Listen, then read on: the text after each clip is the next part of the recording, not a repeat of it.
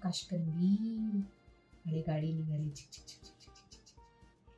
1 वर्षाच्या किंवा 2 वर्षाच्या मुलाला कशाला गोष्टी सांगायच्या आहेत, त्याला काय कळणार आहे असं तुम्हाला वाटतंय का? पण हे अगदी चुकीचं आहे. या मुलांना म्हणजे खरं तर 4-5 महिन्यापासूनच चित्र, गप्पा हे समजायला लागतात आणि म्हणूनच त्यांना गोष्टी अगदी सांगणं गरजेचं आहे. पण मग कसं बरं या इतक्या छोट्या मुलांना गोष्टी सांगायच्या? त्यांना जर तुम्ही सरळ वाचायला लागलात तर त्यांना काही कळणार नाही, ती मुलं वाचणार सुद्धा नाही.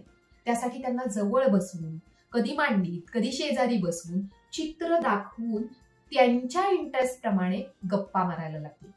म्हणजे हे काय आहे, हे रानडुक्कर काय बरं करतोय, त्याला माती लागलीये का, चिच्ची झालंय का, आणि या माशा बघितल्यात कशा, आणि हा बुबू काय बरं म्हणतोय त्याला, आणि पिकू बघ कशी करतेय, आहे की नाही गंमत, तुला आवडलं का हे चित्र?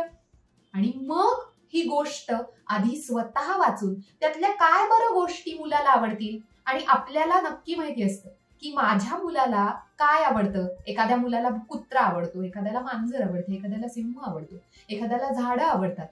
त्या आवडी निवडीनुसार या गप्पा आपल्याला वळवता येते आणि गोष्टीतला काहीसा भाग उचलून तो मुलांना सांगता येईल, ज्याच्यातनं भाषा शिक्षण होणार आहे, ज्याच्यातनं इमॅजिनेशन वाढणार आहे, हळूहळू या गोष्टी होणार आहेत.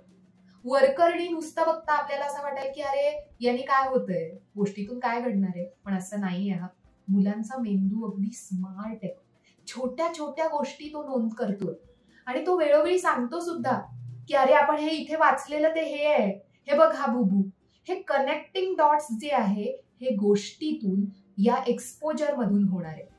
म्हणूनच अगदी लहान वयापासून मुलांना गोष्टी सांगा आणि त्यांच्याशी भरपूर गप्पा